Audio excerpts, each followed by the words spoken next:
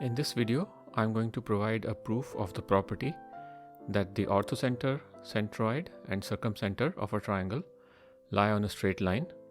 This line is called the Euler line. To illustrate, let's look at this obtuse triangle ABC. The perpendicular bisectors of the sides will intersect at the circumcenter, which is shown in orange here. I've only shown two of the perpendicular bisectors for clarity, but of course we know all three perpendicular bisectors will intersect at point O. Similarly, I have shown two altitudes in green here, and they will intersect at the orthocenter H. The two medians shown here intersect at the centroid G. So this property says that the points O, G and H will lie on a straight line shown in light blue. This line is called the Euler line. To prove this property, we will need a couple of prior theorems that I will briefly touch on here and refer you to previous videos where I have proved these properties. The first property concerns the centroid of the triangle. So for this triangle ABC, I have shown centroid G, which is the intersection of two medians. So the property of the centroid is that it divides each median in the ratio 2:1. In this example, the median AD is divided into two segments AG and GD, and the ratio of the lengths AG to GD is 2:1. The second result we'll need relates to the circumcenter of the triangle. In this example, OD is a perpendicular bisector of the side BC and O is the circumcenter. So for the circumcenter of a triangle, the central angle that's measured at the circumcenter is twice the internal angle. As an example, in this case, angle BOC will be twice the measure of angle A. I have highlighted angle BOC in orange and angle A in light green. Further, since OD is a perpendicular bisector, it will bisect the angle BOC. So these two angles shown here are equal in measure. Since the total angle BOC is of measure 2A, each of these angles will be the same as angle A. In other words, angle BOD is the same as angle DOC and both are equal to angle A. This result was proved in my previous video on the circumcenter. I will add a link to that video in the notes. Please feel free to pause and review that first. So let's proceed to the proof. In this triangle ABC, which happens to be an obtuse angle triangle, H is the orthocenter, the intersection of two altitudes, and O is the circumcenter, the intersection of perpendicular bisectors. First, I'm going to draw the line connecting these two points, shown in light blue. Next, I'm going to draw the median AD. The median intersects the blue line at point G. I will prove that this point G is the centroid of the triangle. This will prove that the centroid must lie on the line connecting the circumcenter and orthocenter. Now, to prove that G is the centroid, we will show that the ratio AG to GD is 2:1. As we saw before, the centroid is the only point on the median that can satisfy this property. So on to the first step of the proof. First, I'm going to draw the perpendicular bisector OD and the altitude AH. Next, let's look at the two triangles highlighted here in blue and magenta. We will show that these two triangles are similar. The sides AD and OH are parallel to each other. Both intersect BC at right angles. This means that the angles marked here, angle AHG and angle GOD, have to be equal. So this implies that triangle AHB has to be similar to triangle DOG because all the corresponding angles are equal. Now, since the triangles are similar, the ratio of the corresponding sides must be equal. The ratio AG over GD has to be equal to AH over OD.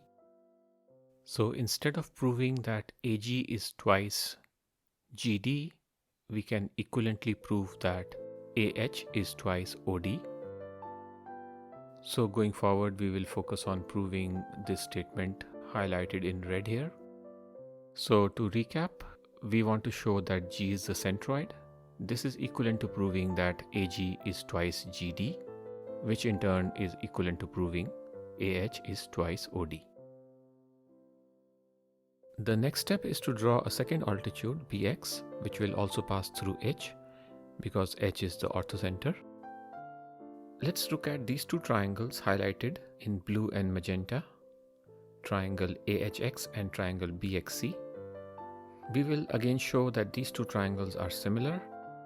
The first thing to note is that both are right angle triangles. Also, if you look at this angle C, let's assume the measure of this angle is Y, then the measure of angle XBC will be the complement of Y, which is 90 minus Y. This means the opposite angle is also 90 minus Y, shown with the double crescent here. Since this smaller blue triangle is also right angled, this means that angle AHX is also of measure Y. So the highlighted triangles have all angles of equal measure and they have to be similar.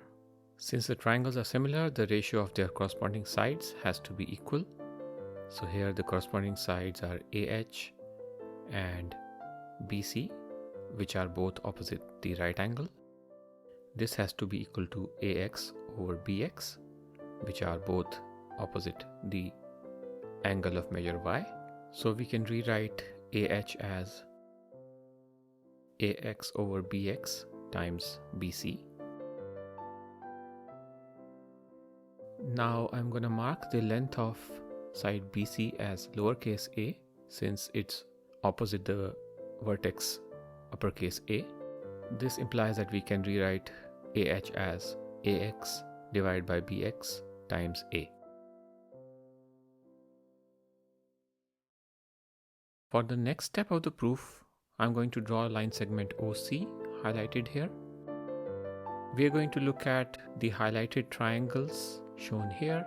Again, we are going to prove that these two triangles are similar, triangle ABX and triangle OCD. Now, if you look at angle A and compare it to angle DOC, as we saw from the background material, these two angles are equal based on the properties of the circumcenter. Also, both the triangles are right angle triangles, so this implies that they have to be similar. So triangle ABX is similar to triangles OCD, and this implies that their corresponding sides are in the same ratio. So marking the corresponding sides here, AX over OD and BX corresponds to CD, so this is equal to BX over DC.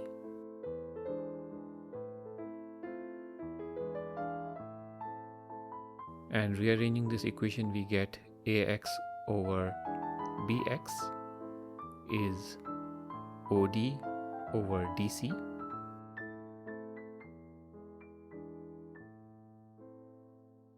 Now, since the length of BC is designated lowercase a, it means the length of segment DC is half of that, which is A over 2.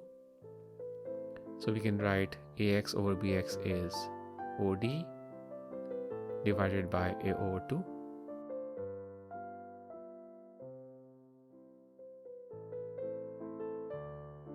Which is the same as 2 times OD divided by A.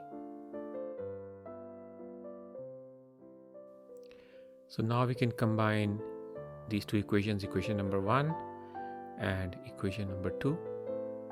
So AH can be written as AX over BX, which is from the second equation 2 times OD over A times A. So this simplifies to AH is 2 times OD. So we have proven the statement in the red box here, and recall that this implies that AG is twice GD.